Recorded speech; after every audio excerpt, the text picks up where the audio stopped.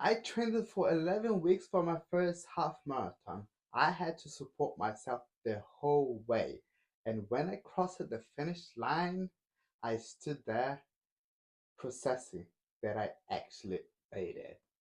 That's my medal. It was so nice when I took it. It's kind of like a little bit heavy, And I even got the t-shirt from the event, and I'll talk about the event in a bit. At the beginning of this year, I went through something very difficult, and to shake it off, I signed up for my first half marathon. And honestly, I have to confess that was the best decision to direct my mind towards something positive. If you're thinking about running your first half marathon, subscribe. I'm documenting everything so you don't need to figure it out all alone. I will tell you by the end of this video something very important that saved my life, and honestly, it's worth watching and waiting for it. In this video, I will tell you everything that happened in my first half marathon. It was super fun. I enjoyed it so much. So take a seat, relax, and let's get started. Honestly, for me, that race was a new beginning where I decided to make running part of my identity. The benefits of running can go far and beyond the fitness. During the last 3-4 months, I'm spending way more energy. I'm working out way more. I don't feel tired. I feel like that I'm enjoying my life so much more. Being disciplined with my training was the key. I was so ready before the race, and I knew it. If you watch my video, just at the end, I say out loud, like, I'm so ready, and I will see you in the next video in Victoria Park. And honestly, words are so powerful because there was exactly what happened. Surprise was my knee. Not surprised, I knew like this knee is not the best one. As usual, I was using ice twice a day to reduce the pain, and thank God, race day my knee was fine. I was feeling okay. I think the biggest problem for me was sleeping. To sleep from Saturday to Sunday was a struggle. I couldn't sleep properly. I don't know if it was just like so excited, or I don't know, it was just hard. I didn't expect anything before I get there. I thought it might feel like the running club that I normally go in central London, which is the Jingshark Group running club. And after dropping my backpack, was very easy to find the start line because a lot of people were warming up, and there was this girl. She was on the speaker, and she was announcing things and welcoming everyone.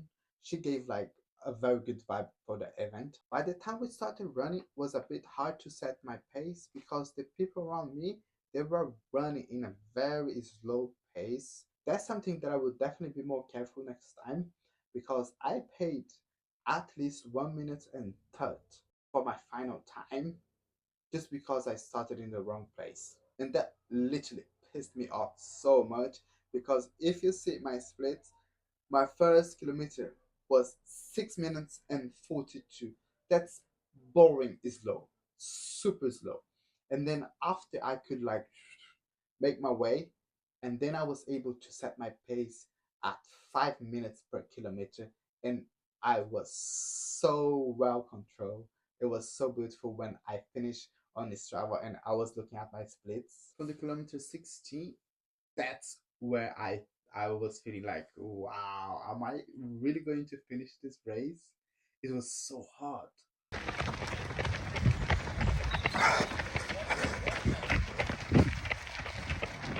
Keep running, runners. But one thing that gave me so much energy was the people around. They were cheering up. They have these big papers, with like "go faster" and like some motivational phrases. There was even one girl. She had like a small paper, and it was written "tap to get energy," and it was so nice because it's just like it's more about your mind. Your body doesn't understand these things, but your mind, once you start like to visualize these kind of things, it makes a huge difference. It's very interesting because when I go around the kilometer 19 and a half, I was feeling energized again. The only problem that I had was because the lap at the end, you had to change a little bit. And I didn't know if was the right time to turn or not. So I had to stop to speak with one of the staffs and I say, hey, it's I'm like on 20 something. Should I turn this way now or not? He said, oh yeah, go here.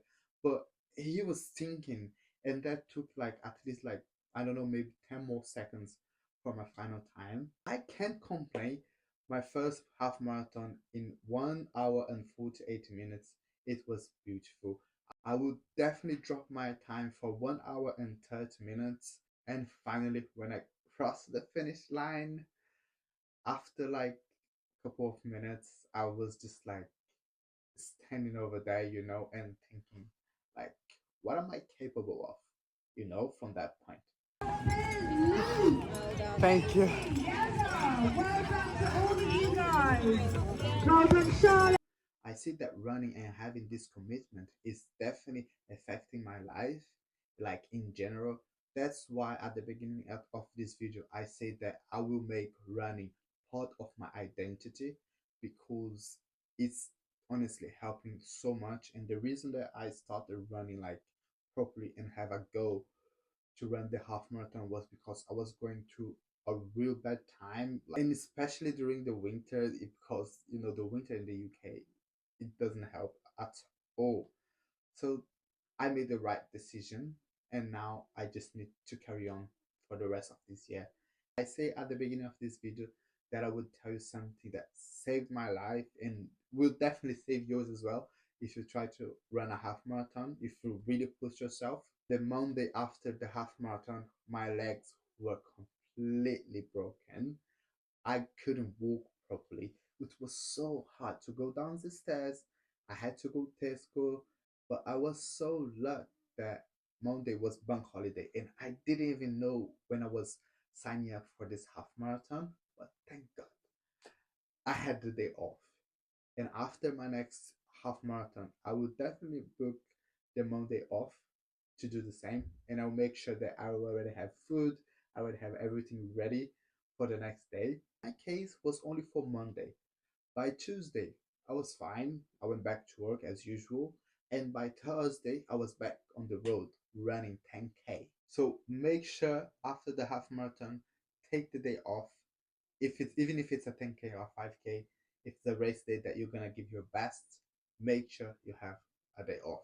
Or at least start working after, I don't know, maybe 12, 2 o'clock. Otherwise, you're gonna have trouble. Trust me. That was definitely a great experience, and thank you so much for watching this video. I hope you had a good time with me, and I will definitely upload more videos about different topics as well. So make sure you subscribe, you give me a like, and if you want to do your best, drop a comment. Okay? And I see you in the next video. Thank you.